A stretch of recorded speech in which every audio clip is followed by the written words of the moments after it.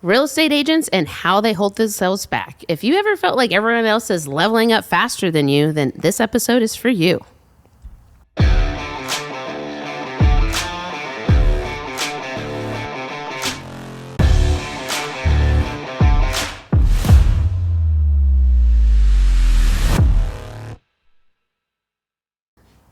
Welcome to the Open Books Podcast, where we discuss all things real estate, guiding you to success. That's pretty sexy. Thanks. I didn't get it 100%, but it was my first time doing the intro. I know. I was like listening. I was like, I'm impressed. Thanks. I appreciate it. And I even have cheat notes. And I still messed it up. Well, who are you? Casey Tuter, and this is Brooke Massey. We are the Open Books Podcast. But today, well, actually, one time I was sitting there like this in deep thought. Okay, I was like, people that are listening. And this guy walks up to me, and another realtor, and he's like, "What you doing?" And I said, "Oh, not much." And he goes, "Thinking about all the stuff you should be doing?" I said, "Yeah." He's like, "I get it," and that's always stuck with me that he said that, and it's like, because we spend more time thinking about what we should be doing than actually just doing the thing. Oh, 100%. And it's more stressful. I don't get why we do that. I mean, it's just one of those things. I mean, you just get lost in thought, and then you don't realize how long you're lost in thought, But that's exactly what we're going to be talking about today on, on this episode, is how real estate agents and how we just simply hold ourselves back, and like, why do we do that? I won't go over all 4 segments, but we have 4 different segments that we're going to kind of go into. But I think the first one, this is a good set in the stage, Casey, is just break the self-talk loop. So after someone said that to you, like, how do you overcome that, like, all the time then? Well, one thing I actually learned from my marriage counselor once was, and it kind of, it didn't, anyways, I'll just get into it. Basically what he said was, sometimes what you need to do is the exact opposite of what you feel. Ooh. And so I was like, okay, that makes sense. So it's like, if I think, and he meant this very generalized, but when it comes to your partner, it's like, if you don't want to do the dishes, just go do them. Or if you don't feel like working out, you go work out. So how I related that to real estate is, when I start thinking about all the things I should be doing, or I am like, man, I got no business, or I just got told no again, the best thing you can do is just pick the phone up and set an appointment. And you're like, I won. Yeah. I set an appointment. What happens when... And then your brain is just like, it gets those endorphins and you're happy. What happens, but if you keep making those phone calls and then you're like 10 more calls in, and then what happens? Well, you get busy. You get busy actually working. Yeah, I feel like if you're learning the scripts and stuff like that, and actually learning the objections that people have on those phone calls, I don't think you'd get 10 calls in. If you got 10 people on the phone, you should be setting an appointment. Yes. I think so. Totally. But you have to learn that stuff. Yeah. Well, this is kind of off topic, but maybe not. The one thing that drives me nuts about realtors, about new agents and even existing agents, is that they don't get it. Like they just don't understand that they are the ones that are in control of it. Mm-hmm. Oh, 100%.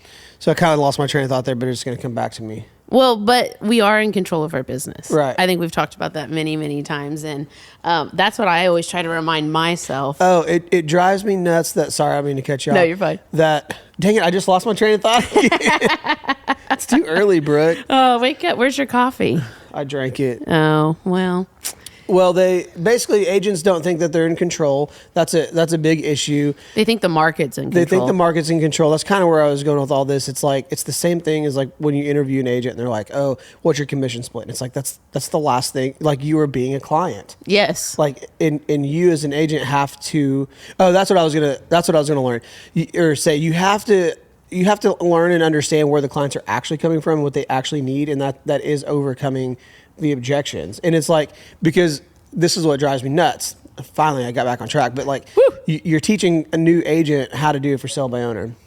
They call it for sale by owner and they go, well, that didn't work.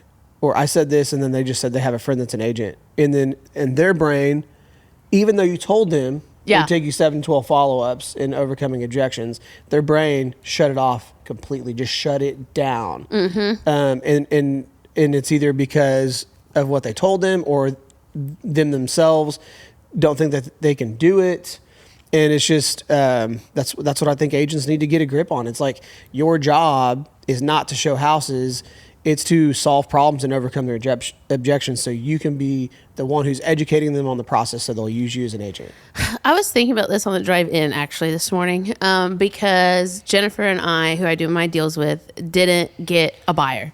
And we did awesome on the call. Like we did so good. They even had a call with Jacob, our lender, and like all the things, right? And Jacob talks us up, you know, because he gets the referral and just says, oh, Brooke and Jennifer, like you're in great hands. And then he texted us like a couple days later and he was asking, you know, the difference between like listing agents and a buyer's agent. He's a first time home buyer, so he doesn't like understand. And he came to us because he liked our listing, but he also called 4 other people. Oh, okay. And so what are those? But he ended up messaging us back and said he ended up choosing a realtor from church that I guess his parents knew or something like that. And I was like sitting there thinking about it and I was like, that's just what this industry is. Like, it's a mindset. And it's not, what I'm going to go with it is like, it's not bad. Like, I'm not even mad that I lost that because at the end of the day, like I have people that choose me because they know me. And that's the whole point of our job and our business that we're creating is to get to that referral based, portfolio or whatever you want to call it. But where people know, like, and trust you. So like, you just have to get through it. And it's just temporary. And I may not got this guy, but I'm getting other people. And so it's just all about just building your pipeline. People say it all the time, but I don't think people actually like just think about like what that actually means, you know? Yeah. And then also too, if like someone has a friend that, and they're listed for sale by owner, but they have a friend that's an agent, that's just an excuse because if they have a friend that's an agent, they would have listed with them immediately. Yeah. So, I mean, not always, but probably 90% of the time. Yeah, it's just a part of it. It's and that's in one of our segments is just the rejection and how to handle that. When it comes to the self-talk, you know, your inner critic is going to, in your limiting beliefs, like what you believe you can do and is possible. If you're a victim, you know, you're not going to get anywhere in real estate because everything that happens is going to be someone else's fault and there's not going to be any problems for you to solve because you didn't have anything to do with it. Yeah. At least in your mind. Yeah. And so I don't think people realize what they're really getting into when they do real estate. No, they don't. I mean, I have no idea. Especially I think for people like me and you who are emotional people, you know, so I think there's some people out there that they jump in the real estate industry and that, you know, they've already got the tough skin and they're okay with some of that. Yeah. And, you know, and I just want to cry every time I get turned down, you know. My corporate job did make me a little tough. Yeah. So I mean, real estate's made me tough for sure. Oh, 100%. I mean, there's definitely, it's a different type of toughness. And tough not meaning a jerk. It means being able to handle the emotions. It means that someone that you thought you were going to represent all of a sudden on Facebook, we bought a house, and you're like, what the heck? So instead of being mad and hating that person and blocking them on Facebook, which Casey May has done a few times. I'm just kidding. You say congratulations, like I wish you the best, and then you let it piss you off for a minute or two, and then pick up the phone and set another appointment. Because there's always going to be somebody. You know, and then I've had people do that, especially when I first got started. And these are like people, they're like my childhood friends that I've known since kindergarten, and our moms are friends. Worst. And, you know, we have all these history and stuff. But then I see who they bought a house with, and like sometimes I'm like, oh, this stage in life, that's their friend now. You know, just because we've been friends for forever, we didn't stay in touch. That's my job, you know, and now she's at a different season of life. Yep. You know, not that she didn't trust me because, you know, if something were to happen, I have no doubt she probably would have reached out, you know, but it's just things like that just happen, and you have to just understand that, like, you're not going to be able to work with everybody. Right. I guess like self-talk. I mean, I don't know. I just think about mindset all the time. Doesn't mean I don't not think negatively, because there are times and days. Sometimes I'll go a whole like 2 weeks and I'll just be in this terrible, shitty mindset. And then I'll be like, I'll just like look and I'm like, what the hell am I doing? That was me last week. Real down, like real up and then real down. And like, it was just exhausting. Yeah. And it's just, we're human. Yeah. And that's what I was going to say too. You got to give yourself and then other agents grace too, because it's like, you know, seeing someone else, and that's just one example, right? So we're seeing a house that sold that you thought you were going to be a part of. Like, if you're on a down day and you're not feeling good about yourself or your business, and you see that, that's just something that's just going to push you over the edge. You know? 100%. It'll ruin like, your whole day. So we talk about like, oh, get over it, like give yourself a few minutes to pity and then move on. It's like, well, some days you just can't. Some days you just want to go get drunk. Yeah, you just forget it. In fact, actually, yesterday I did do that. Okay, there you go. Well, no, I didn't get drunk, but I went home and I had this guitar that I've been building for a while, and it's kind of just been sitting there. And I got home at like 3:00, and I just worked on that guitar till like 11 p.m. last night. Yeah, and just finished it up. And I did, and partly I was limiting, like I was scared I was going to mess it up because I was at the stage where you're like doing the fine sanding. Oh yeah. And like if you just sand too much, I'm repainting I'm redoing it. So yeah, I've been just kind of letting it sit there, and I was like, you know what, I'm gonna go do it. And I just knocked it out, and I felt so much better. Because you felt accomplished, probably. I felt accomplished, but also I think that people that are in real estate, and this is off topic, but it can help. Like, you've got to have something else that you're interested in, because there's so many other things associated with working with your hands, like building a guitar, using a router, using saws, sandpaper, wiring electronics, and the smells that are associated with them, like the burning solder, the sanding of the wood. All that just does something completely different for your brain. Oh, it does. Than sitting in front of a computer or talking to a client about a house. I will say that was probably one of my hardest things, and then I finally like realized. And once I realized, like one of the hardest things from switching from my other careers, because I was an athletic trainer, and that was my college degree. I'm touching people, I'm taping ankles, I'm like doing tests on them to see if they tore their ACL. Like, I am physically touching people with my hands and being satisfied by what I'm doing and creating. Yeah. Like, there was I had there for a while, I had to do the SWASU football team, and I had like a line of guys come up because they wanted me to tape their ankle.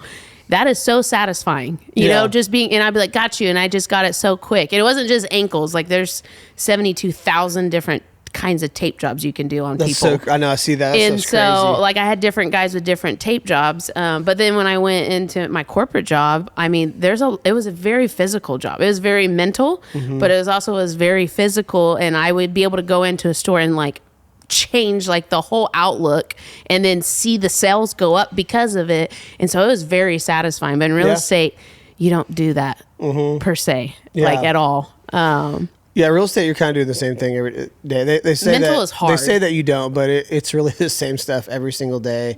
You just move around a little bit more than a 9-to-5er does. You just talk to a Karen and not a Joe. Right. You know, exactly. And, you know, Joe may handle the $5,000 appraisal gap or whatever that came in, but Karen, heck no.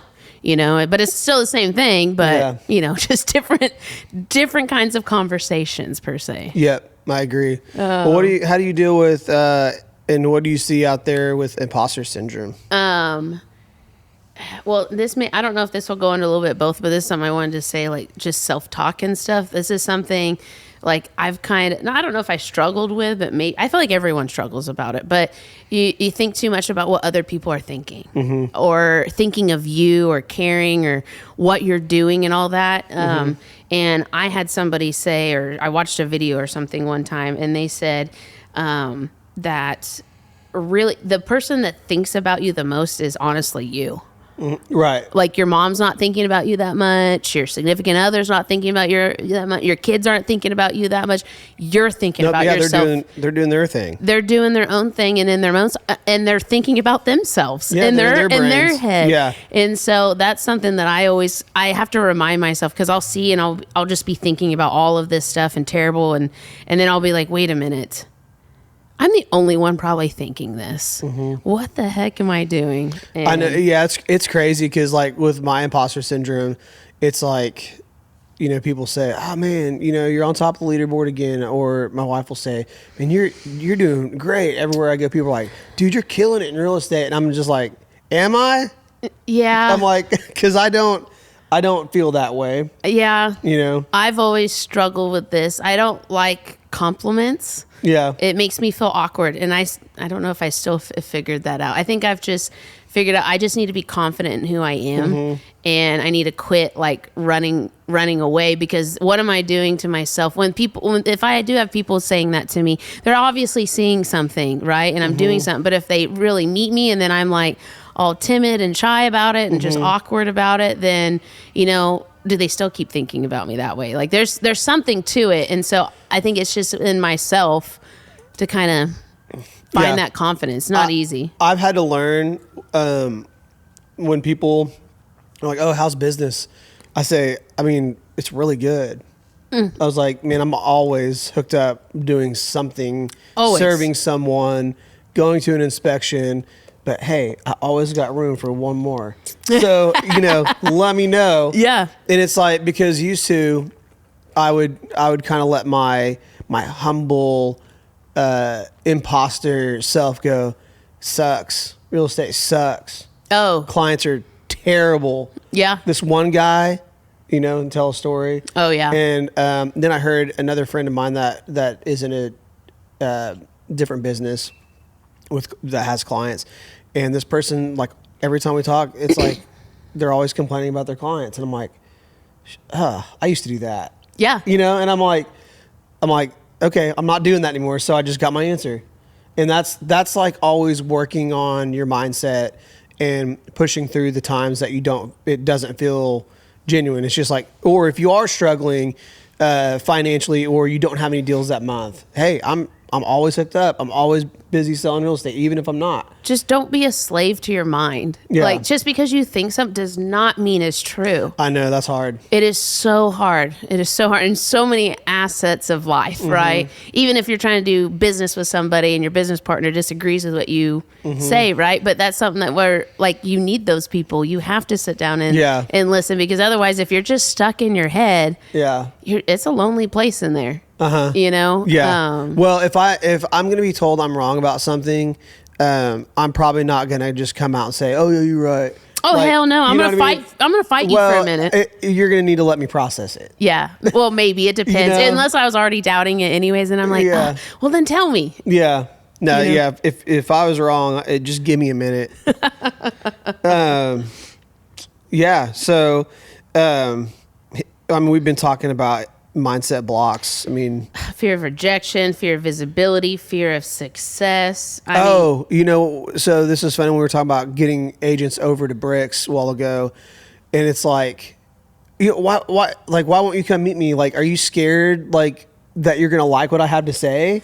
Like, what's the deal? Like, I think people are scared to be sold. I guess, but. I mean, but I don't know. Like, well, yeah, I don't want to sell you. Like, yes, no, it's I just don't like, want you to. Let me tell you what we do. Yeah. I won't put any pressure on. Well, I think I'll just ask questions. Our industry, though.